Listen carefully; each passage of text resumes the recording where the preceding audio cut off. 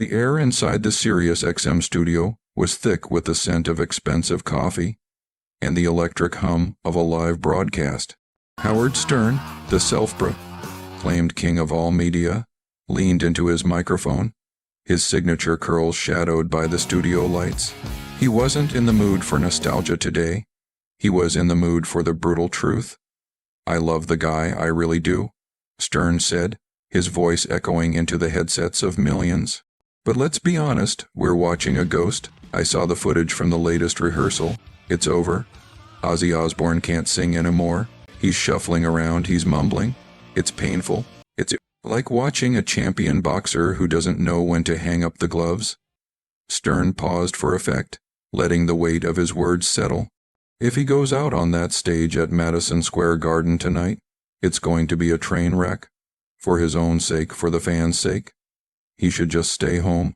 3,000 miles away, in a dimly lit hotel suite overlooking Central Park, the broadcast was playing at a low volume. Ozzy Osbourne sat in a high-backed velvet chair, his pale hands resting on his knees. He didn't flinch. He didn't turn the radio off.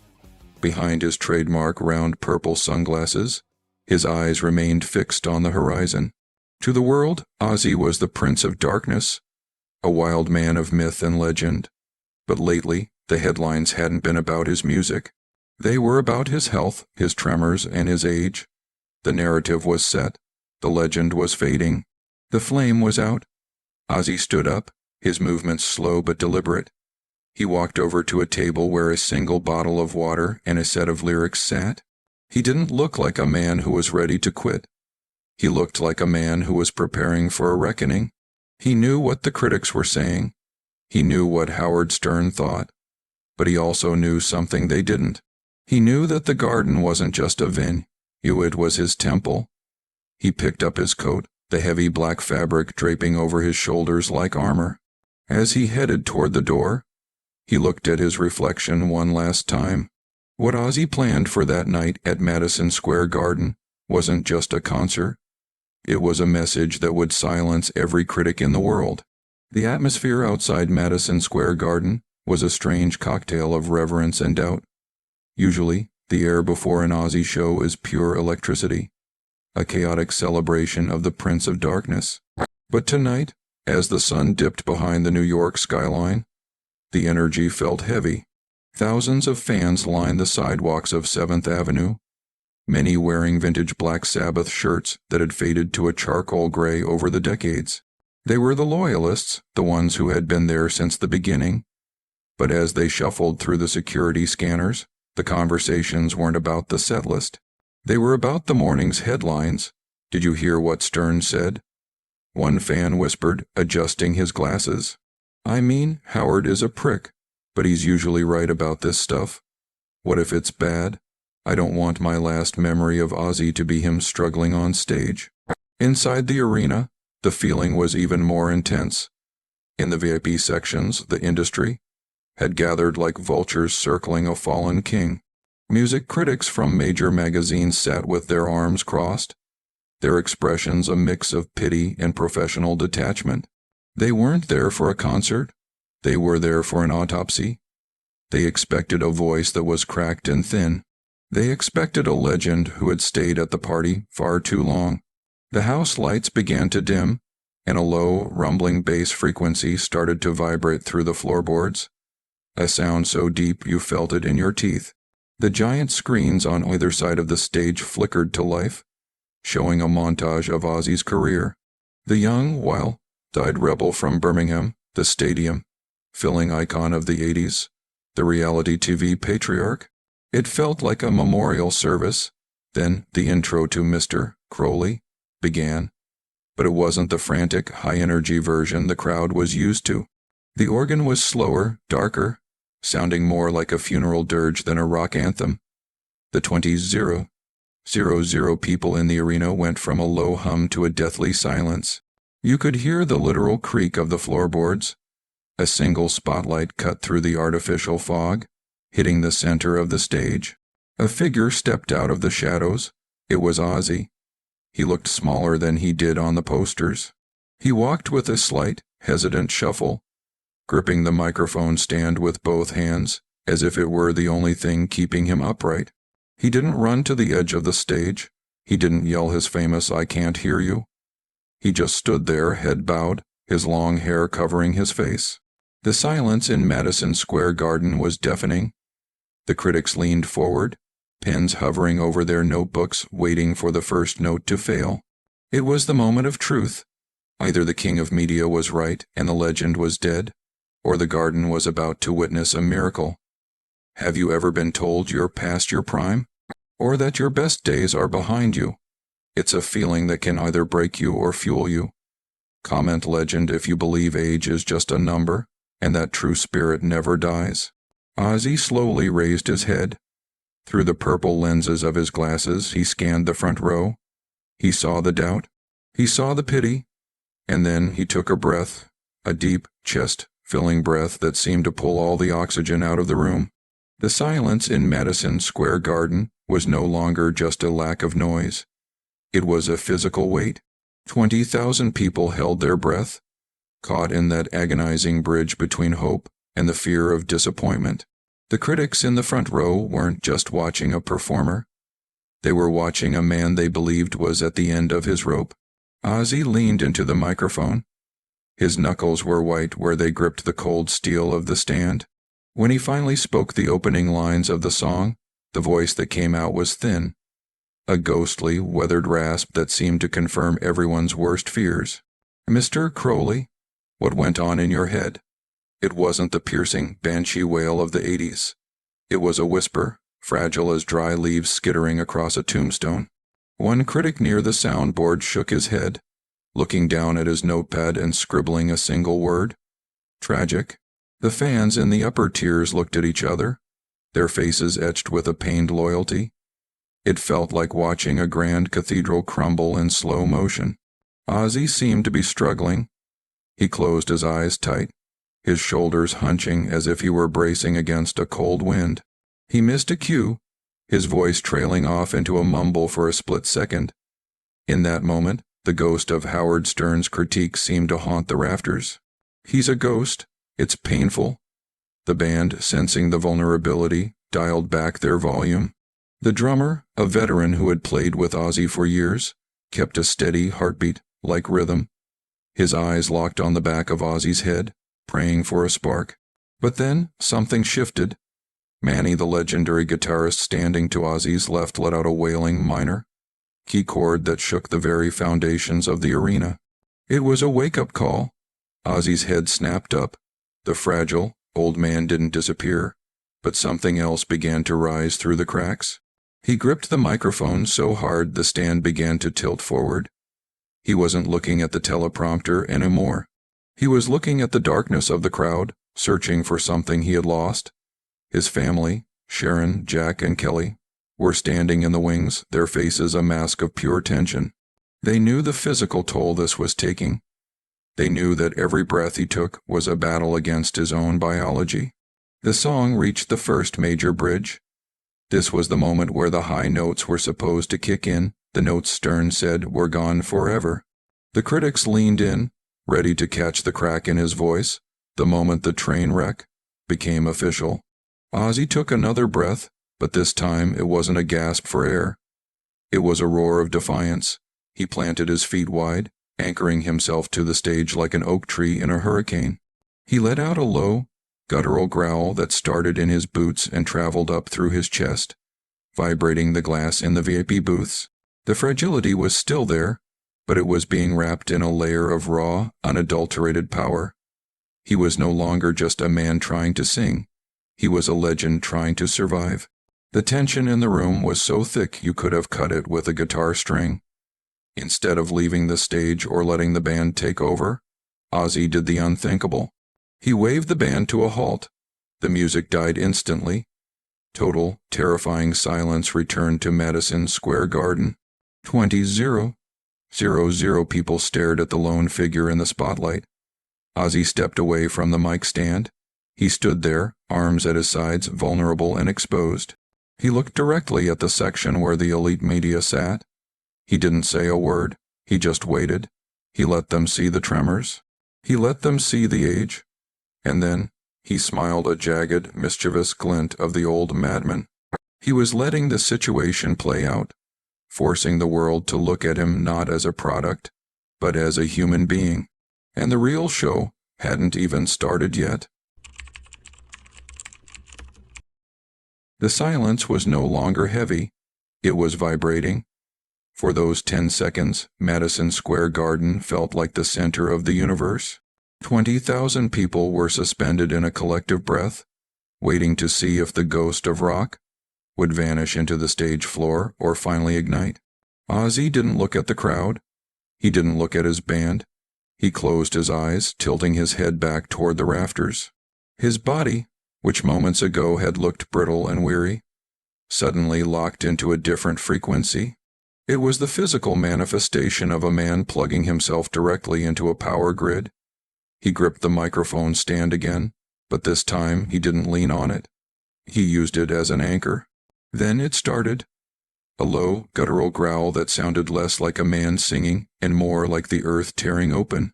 It rose in pitch, gaining texture, grit, and an impossible, soaring resonance. He wasn't just hitting a note. He was punching a hole through the ceiling of the arena. The first line of the chorus, Mr. Crowley, hit with the force of a wrecking ball. The thin, raspy whisper from earlier was gone. In its place was that unmistakable, jagged, haunting voice that defined a generation. It was a roar of pure defiance. The critics in the front row literally jolted back in their seats. One of them dropped his pen, the plastic casing clattering against the concrete floor like a gunshot. Ozzy didn't stop. He turned his head to the side, his hair whipping away from his face, and his eyes, the eyes that had seen 1,000 nights of madness, locked onto the crowd. He was dancing now, not the awkward shuffle from 10 minutes ago, but the rhythmic, hypnotic sway of a man who had forgotten the decades, the health scares, and the critics. The band caught the fire, the music swelling into a wall of sound that rattled the sternums of everyone in the building. Ozzy wasn't just singing. He was channeling something ancient. He held a note for what felt like an eternity, his voice straining, twisting, and finally soaring into a high, piercing cry that sent a shiver down the spine of every single person in the arena. He was showing them what no one else knew, the secret training. For 6 months, deep in a private rehearsal space in the English countryside, Ozzy hadn't been resting. He had been working with a specialized vocal coach, focusing on diaphragm control and breath, mapping techniques, learning how to bypass the physical tremors that had plagued him. He had spent hundreds of hours finding a new way to deliver that legendary sound, a technique designed specifically to hold up under the immense pressure of a live arena. He wasn't fighting his body anymore. He was working with it. The screens above the stage flickered, and suddenly, the camera zoomed in tight on his face. He looked different. The exhaustion had melted away, replaced by a fierce, wild-eyed intensity. He shouted, "Come on," and the entire arena exploded. It wasn't the polite applause of a nostalgia act. It was the delirious, unhinged roar of a crowd that realized they were witnessing the impossible. He spun around, arms wide open, welcoming the noise. The man Howard Stern had called a ghost was currently the most alive person on the planet.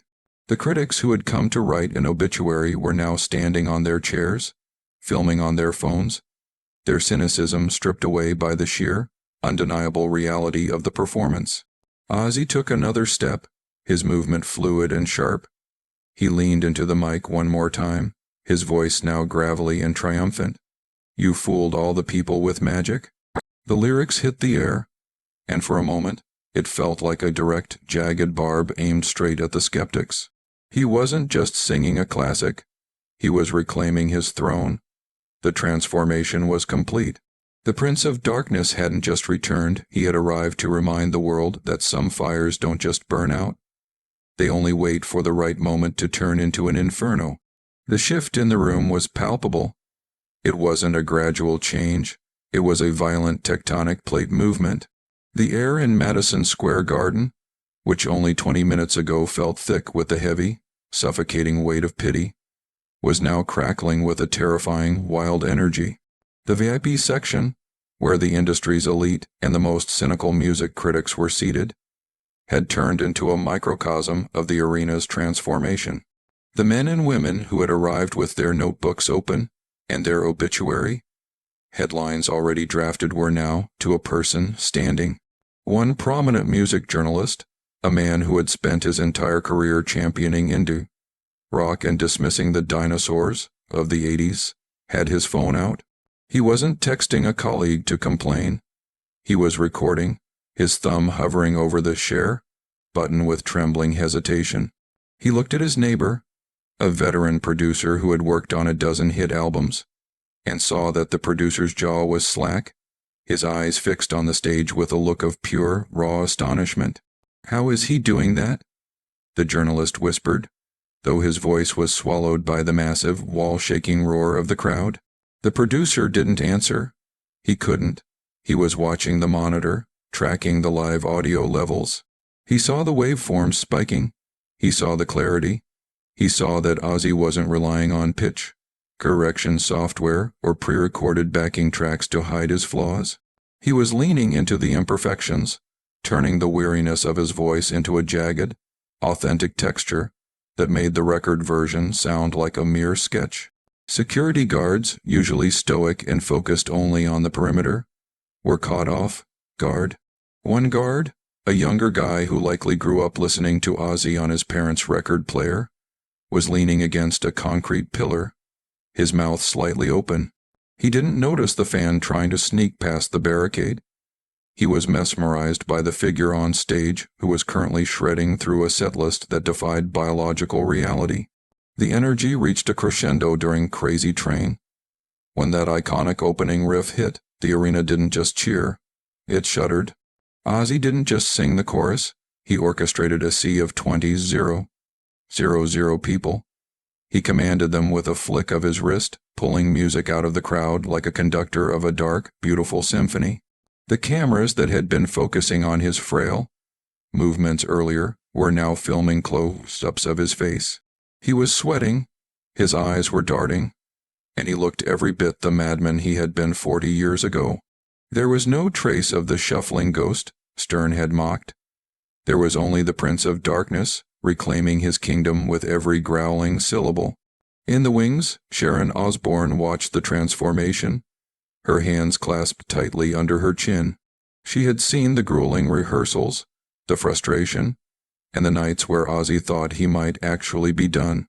She saw the sheer, bloody, minded stubbornness that had driven him to this moment. She watched as a legendary music executive, a man notorious for his ruthless cost-cutting and tendency to discard aging artists, leaned over to his assistant and mouthed the words, "My God, he's still the greatest." The critics had stopped writing. The notebooks were shoved into pockets. The cynicism had been bleached out of the room, replaced by a collective, breathless awe. It was as if the entire arena had been hit with a communal jolt of electricity. They weren't watching a man past his prime. They were watching a masterclass in defiance. They were watching a legend refuse to be buried by the narrative of his own age. As the final, thunderous chords of the encore rang out and faded into a lingering feedback, the silence that returned to the garden was of a different nature. It wasn't the silence of anticipation or doubt. It was the silence of total, stunned surrender. The skeptics had been silenced. The narrative had been shattered. And as Ozzy stood center stage, bathed in a single white spotlight, he didn't look like a man who had just played a concert. He looked like a man who had just won the greatest fight of his life. The backstage corridor of Madison Square Garden was a beehive of frantic energy.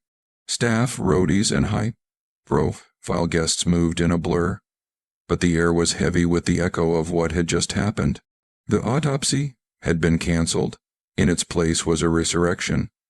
Ozzy walked down the hallway, wrapped in a black robe, his hair still damp with sweat. He looked exhausted, the adrenaline of the performance finally beginning to wane, leaving the tremors of his condition to creep back into his hands.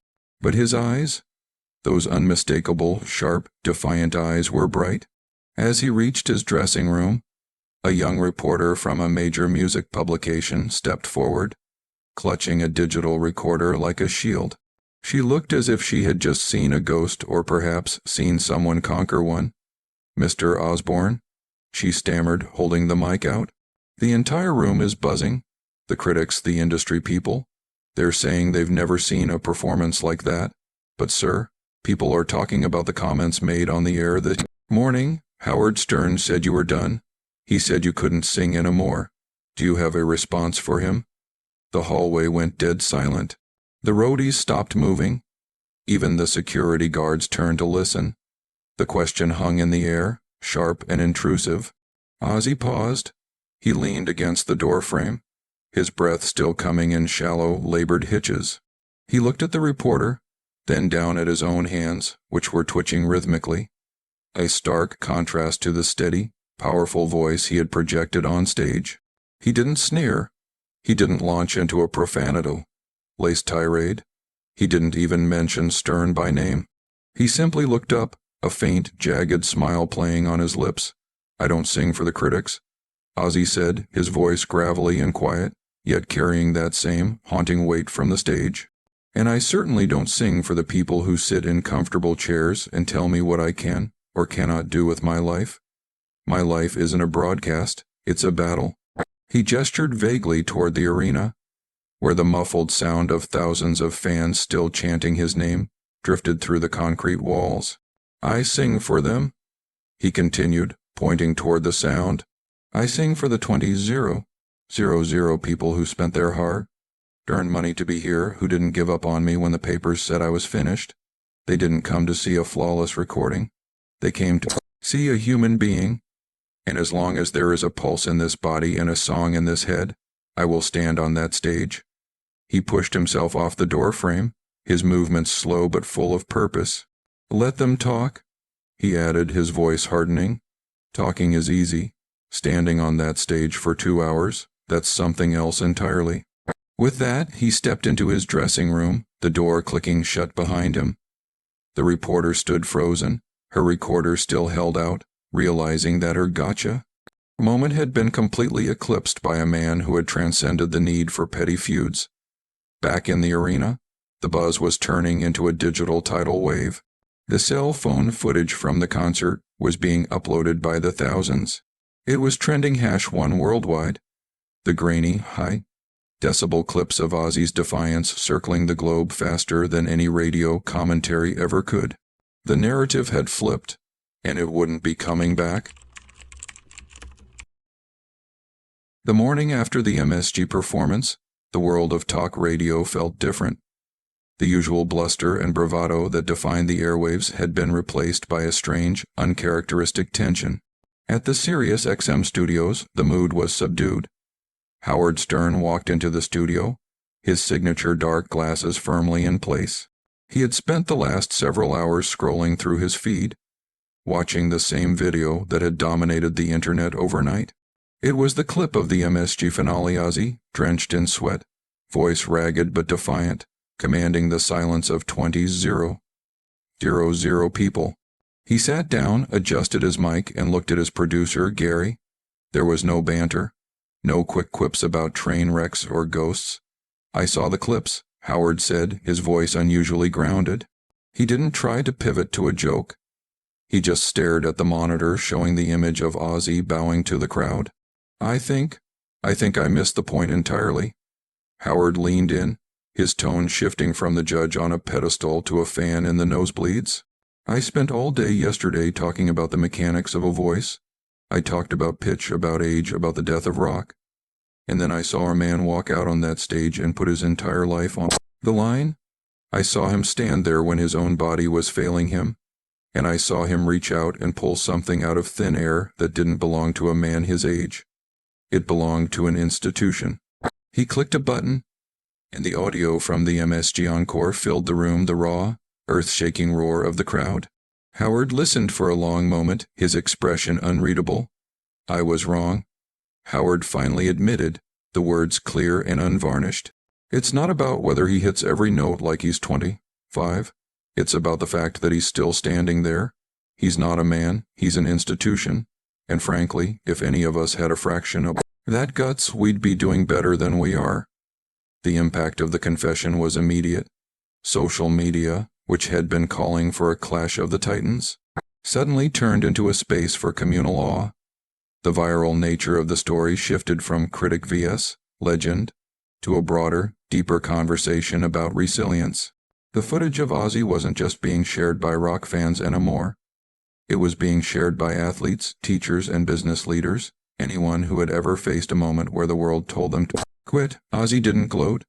He didn't post a victory lap or call Howard out. He simply stayed quiet, letting the truth of the performance speak for itself. He had done his work. He had kept his promise to the 20s, who walked through those doors expecting a memory, only to get a miracle. The final image in the video is a simple, quiet shot of Ozzy back in his dressing room, taking off his stage gear.